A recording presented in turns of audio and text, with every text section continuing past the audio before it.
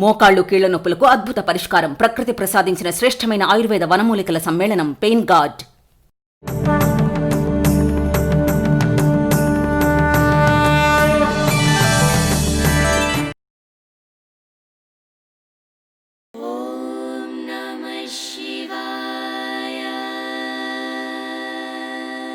प्रभुं प्राणनादं विभुं विश्वनादं जगन्नादनादं सदानन्दभाजम् भवद्भव्यभूतेश्वरं भूतनादं शिवं शङ्करं शम्भुमीशानमीडे गलेरुण्डमालं तनौ सर्पजालं महाकालकालं गणेशाधिपालम् जटाजूटगङ्गोत्तरं तैर्विशालं शिवं शङ्करं शम्भुमीशानमीडे मुदामाकरं मण्डनं मण्डयन्तं महामण्डलं भस्मभूषाधरन्तम् अनादिं व्यपारं महामोहमारं शिवं शङ्करं शम्भुमीशानमीडे वटाधो निवासं महाताट्टहासं महापापनासं सदा सुप्रकाशम् गिरीशं गणेशं सुरेशं महेशं शिवं शङ्करं शम्भुमीशानमीडे गिरीन्द्रात्मजा सङ्गृहीतार्धदेहं गिरौ संस्थितं सर्वदा पन्नगेहम् परब्रह्म ब्रह्मादिभिर्वन्द्यमानं शिवं शङ्करं शम्भुमीशानमीडे कपालं त्रिशूलं कराभ्यां ददानं पदाम्बोजनं रायकामं ददानम् बलिवर्धयानं सुरानं प्रदानं शिवं शङ्करं शम्भुमीशानमीडे शरच्चन्द्रगात्रं गणानन्दपात्रं त्रिनेत्रं पवित्रं धनेशस्यमित्रम् अपर्णाकळत्रं सदा सच्चरितं शिवं शङ्करं शम्भुमीशानमीडे हरं सर्पहारं चिताभूविहारं भवं वेदसारं सदा निर्विकारम् श्मशाने वसन्तं मनोजं दहन्तं शिवं शङ्करं शम्भुमीशानमीडे स्वयं यः प्रभाते नरः शूलपाणि पठे स्तोत्ररत्नं त्विह प्राप्य रत्नम् सुपुत्रं सुधान्यं सुमित्रं कलत्रं विचित्रे समाराध्य मोक्षं प्रयाति। ॐ नमः शिवाय। प्रभुं प्राणनादं विभुं विश्वनादं जगन्नादनादं सदानन्दभाजम् भवद्भव्यभूतेश्वरं भूतनादं शिवं शङ्करं शम्भुमीशानमीडे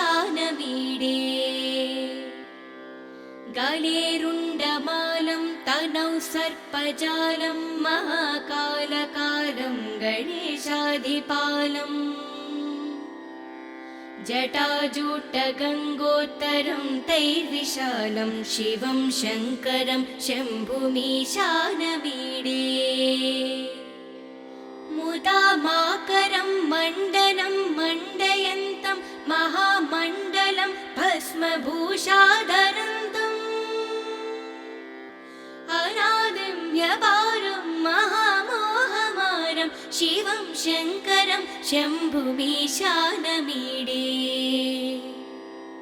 वटाधो निवासं महाताट्टहासं महापापनासं सदा सुप्रकाशम् गिरीशं गणेशं सुरेशं महेशं शिवं शङ्करं शम्भुमीशानमीडे गिरीन्द्रात्मजा सङ्गृहीतार्धदेहं गिरौ संस्थितं सर्वदा पन्नगेहम् परब्रह्म ब्रह्मादिभिर्वन्द्यमानं शिवं शङ्करं शम्भुमीशानमीडे कपालं त्रिशूलं कराभ्यां ददानं पदाम्बोजनं रायकामं ददानं बलिवर्धयानं सुरानं प्रदानं शिवं शङ्करं शम्भुमीशानमीडे शरच्चन्द्रगात्रं गणानन्दपात्रं त्रिनेत्रं पवित्रं दने सस्यमित्रम् अपर्णाकळत्रं सदा सच्चरितं शिवं शङ्करं शम्भुमीशानमीडे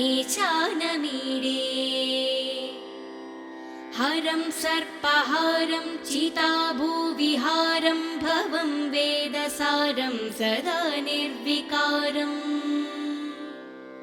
श्मशाने वसन्तं मनोजं दहन्तं शिवं शङ्करं शम्भुमीशानमीडे स्वयं यः प्रभाते नरः शूलपाणि पठे स्तोत्ररत्नं त्विह प्राप्य रत्नम् सुपुत्रं सुधान्यं सुमित्रं कलत्रं विचित्रे समाराध्य मोक्षं प्रयाति ॐ नमः शिवाय प्रभुं प्राणनादं विभुं विश्वनादं जगन्नादनादं सदानन्दभाजम् भवद्भव्यभूतेश्वरं भूतनादं शिवं शङ्करं शम्भुमीशानमीडे गलेरुण्डमालं तनौ सर्पजालं महाकालकालं गणेशाधिपालम् जटाजूटगङ्गोत्तरं तैर्विशालं शिवं शङ्करं शम्भुमीशानमीडे मुदा माकरं मण्डनं मण्डयन्तं महामण्डलं भस्मभूषाधरन्तम् अनादिं व्यपारं महामोहमारं शिवं शङ्करं शम्भुमीशानमीडे वटाधो निवासं महाताट्टहासं महापापनासं सदा सुप्रकाशम् गिरीशं गणेशं सुरेशं महेशं शिवं शङ्करं शम्भुमीशानमीडे गिरीन्द्रात्मजा सङ्गृहीतार्धदेहं गिरौ संस्थितं सर्वदा पन्नगेहम् परब्रह्म ब्रह्मादिभिर्वन्द्यमानं शिवं शङ्करं शम्भुमीशानमीडे कपालं त्रिशूलं कराभ्यां ददानं पदाम्बोजनं रायकामं ददानं बलिवर्धयानं सुरानं प्रदानं शिवं शङ्करं शम्भुमीशानमीडे शरच्चन्द्रगात्रं गणानन्दपात्रं त्रिनेत्रं पवित्रं दने सस्यमित्रम् अपर्णाकळत्रं सदा सच्चरितं शिवं शङ्करं शम्भुमीशानमीडे हरं सर्पहारं चिताभूविहारं भवं वेदसारं सदा निर्विकारम् श्मशाने वसन्तं मनोजं दहन्तं शिवं शङ्करं शम्भुमीशानमीडे स्वयं यः प्रभाते नरः शूलपाणि पठे स्तोत्ररत्नं त्विह प्राप्य रत्नम् सुपुत्रं सुधान्यं सुमित्रं कलत्रं विचित्रे समाराध्य मोक्षं प्रयाति। ॐ नमः शिवाय। प्रभुं प्राणनादं विभुं विश्वनादं जगन्नादनादं सदानन्दभाजम् भवद्भव्यभूतेश्वरं भूतनादं शिवं शङ्करं शम्भुमीशानमीडे।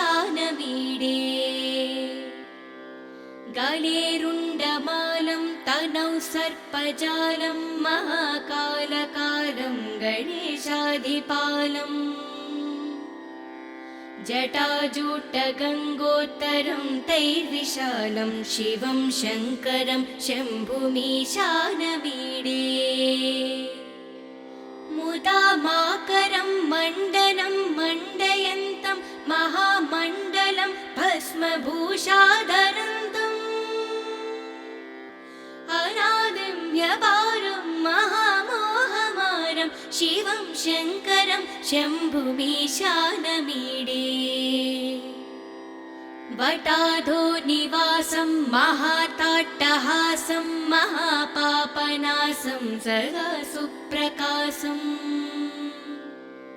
गिरीशं गणेशं सुरेशं महेशं शिवं शङ्करं शम्भुमीशानमीडे। गिरीन्द्रात्मजा सङ्गृहीतार्धदेहं गिरौ संस्थितं सर्वदा पन्नगेहम् परब्रह्म ब्रह्मादिभिर्वन्द्यमानं शिवं शङ्करं शम्भुमीशानमीडे। कपालं त्रिशूलं कराभ्यां ददानं पदाम्बोजनं रायकामं ददानं बलिवर्धयानं सुरानं प्रदानं शिवं शङ्करं शम्भुमीशानमीडे। शरच्चन्द्रगात्रं गणानन्दपात्रं त्रिनेत्रं पवित्रं धनेशस्यमित्रम् अपर्णाकळत्रं सदा सच्चरितं शिवं शङ्करं शम्भुमीशानमीडे। हरं सर्पहारं चिताभूविहारं भवं वेदसारं सदा निर्विकारम् श्मशाने वसन्तं मनोजं दहन्तं शिवं शङ्करं शम्भुमीशानमीडे। स्वयं यः प्रभाते नरः शूलपाणि पठे स्तोत्ररत्नं त्विह प्राप्य रत्नम् सुपुत्रं सुधान्यं सुमित्रं कलत्रं विचित्रे समाराध्य मोक्षं प्रयाति। ॐ नमः शिवाय। प्रभुं प्राणनादं विभुं विश्वनादं जगन्नादनादं सदानन्दभाजम् भवद्भव्यभूतेश्वरं भूतनादं शिवं शङ्करं शम्भुमीशानमीडे। गलेरुण्डमालं तनौ सर्पजालं महाकालकालं गणेशाधिपालम् जटाजूटगङ्गोत्तरं तैर्विशालं शिवं शङ्करं शम्भुमीशानमीडे। मुदामाकरं मण्डनं मण्डयन्तं महामण्डलं भस्मभूषाधरन्तम् अनादिं व्यपारं महामोहमारं शिवं शङ्करं शम्भुमीशानमीडे। वटाधो निवासं महाताट्टहासं महापापनासं सदा सुप्रकाशम् गिरीशं गणेशं सुरेशं महेशं शिवं शङ्करं शम्भुमीशानमीडे। गिरीन्द्रात्मजा सङ्गृहीतार्धदेहं गिरौ संस्थितं सर्वदा पन्नगेहम् परब्रह्म ब्रह्मादिभिर्वन्द्यमानं शिवं शङ्करं शम्भुमीशानमीडे कपालं त्रिशूलं कराभ्यां ददानं पदाम्बोजनं रायकामं ददानं बलिवर्धयानं सुरानं प्रदानं शिवं शङ्करं शम्भुमीशानमीडे शरच्चन्द्रगात्रं गणानन्दपात्रं त्रिनेत्रं पवित्रं दने सस्यमित्रम् अपर्णाकळत्रं सदा सच्चरितं शिवं शङ्करं शम्भुमीशानमीडे हरं सर्पहारं चिताभूविहारं भवं वेदसारं सदा निर्विकारम् श्मशाने वसन्तं मनोजं दहन्तं शिवं शङ्करं शम्भुमीशानमीडे स्वयं यः प्रभाते नरः शूलपाणि पठे स्तोत्ररत्नं त्विह प्राप्य रत्नम् सुपुत्रं सुधान्यं सुमित्रं कलत्रं विचित्रे समाराध्य मोक्षं प्रयाति ॐ नमः शिवाय प्रभुं प्राणनादं विभुं विश्वनादं जगन्नादनादं सदानन्दभाजम् भवद्भव्यभूतेश्वरं भूतनादं शिवं शङ्करं शम्भुमीशानमीडे गलेरुण्डमालं तनौ सर्पजालं महाकालकालं गणेशाधिपालम् जटाजूटगङ्गोत्तरं तैर्विशालं शिवं शङ्करं शम्भुमीशानमीडे मुदा माकरं मण्डनं मण्डयन्तं महामण्डलं भस्मभूषाधरन्तम् अनादिं व्यपारं महामोहमारं शिवं शङ्करं शम्भुमीशानमीडे वटाधो निवासं महाताट्टहासं महापापनासं सदा सुप्रकाशम् गिरीशं गणेशं सुरेशं महेशं शिवं शङ्करं शम्भुमीशानमीडे गिरीन्द्रात्मजा सङ्गृहीतार्धदेहं गिरौ संस्थितं सर्वदा पन्नगेहम् परब्रह्म ब्रह्मादिभिर्वन्द्यमानं शिवं शङ्करं शम्भुमीशानमीडे कपालं त्रिशूलं कराभ्यां ददानं पदाम्बोजनं रायकामं ददानं बलिवर्धयानं सुरानं प्रदानं शिवं शङ्करं शम्भुमीशानमीडे शरच्चन्द्रगात्रं गणानन्दपात्रं त्रिनेत्रं पवित्रं दने सस्यमित्रम् अपर्णाकळत्रं सदा सच्चरितं शिवं शङ्करं शम्भुमीशानमीडे हरं सर्पहारं चिताभूविहारं भवं वेदसारं सदा निर्विकारम् श्मशाने वसन्तं मनोजं दहन्तं शिवं शङ्करं शम्भुमीशानमीडे स्वयं यः प्रभाते नरः शूलपाणि पठे स्तोत्ररत्नं त्विह प्राप्य रत्नम् सुपुत्रं सुधान्यं सुमित्रं कलत्रं विचित्रे समाराध्य मोक्षं प्रयाति। ॐ नमः शिवाय। प्रभुं प्राणनादं विभुं विश्वनादं जगन्नादनादं सदानन्दभाजम् भवद्भव्यभूतेश्वरं भूतनादं शिवं शङ्करं शम्भुमीशानमीडे। गलेरुण्डमालं तनौ सर्पजालं महाकालकालं गणेशाधिपालम् जटाजूटगङ्गोत्तरं तैर्विशालं शिवं शङ्करं शम्भुमीशानमीडे। मुदामाकरं मण्डनं मण्डयन्तं महामण्डलं भस्मभूषाधरन्तम् अनादिं व्यपारं महामोहमारं शिवं शङ्करं शम्भुमीशानमीडे।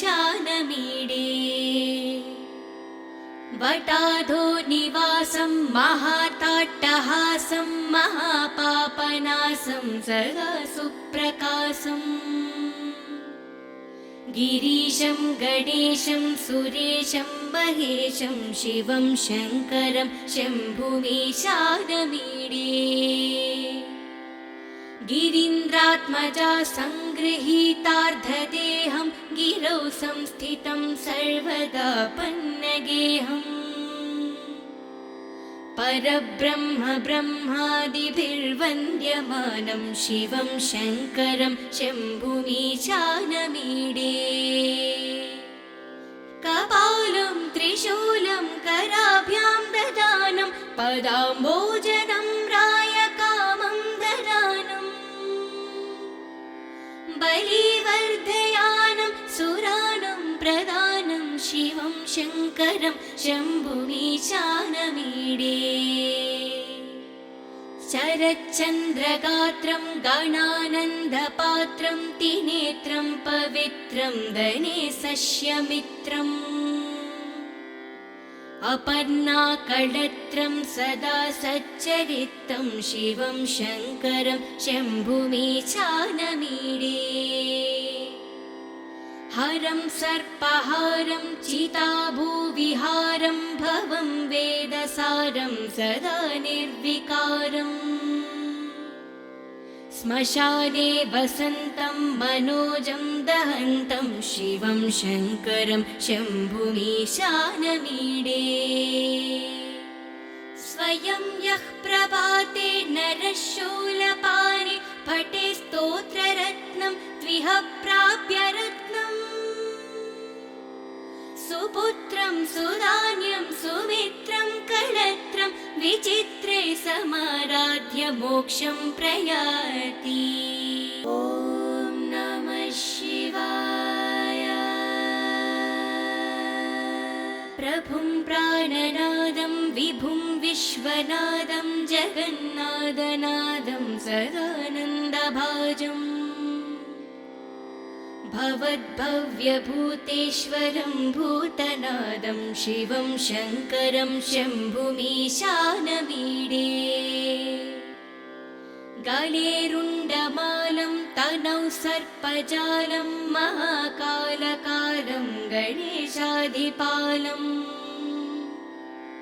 जटाजूटगङ्गोत्तरं तैर्विशालं शिवं शङ्करं शम्भुमीशानमीडे।